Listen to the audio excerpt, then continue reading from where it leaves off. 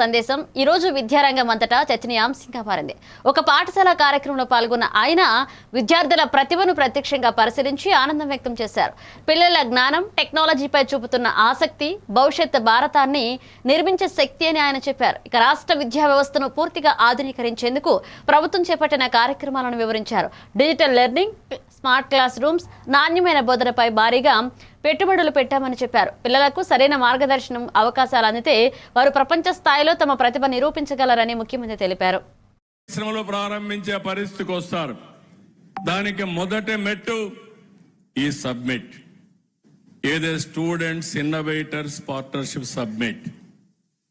రాష్ట్ర స్థాయిలో నేను పెడతాను, జిల్లా స్థాయిలో మీరు పోటీలు పెట్టండి, స్కూల్లో పెట్టండి.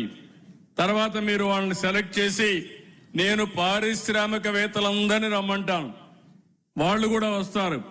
వీళ్ళు చేసినట్టుగా ఉపయోగం ఉంటే దాన్ని అమలు చేయించే బాధ్యత నేను తీసుకుని ఈ పిల్లల భవిష్యత్ ప్రతిభని గుర్తించి రివార్డులు కూడా ఇప్పించే బాధ్యత నాదని డిపార్ట్మెంట్కి చెప్తున్నా. చదువు అనేది స్కూల్లో చదువుకోవడం కాదు. బీసీ రిజర్వేషన్ల సమస్యపై రాష్ట్ర వ్యాప్తంగా జరుగుతున్న ఆత్మహత్యలు, పాలన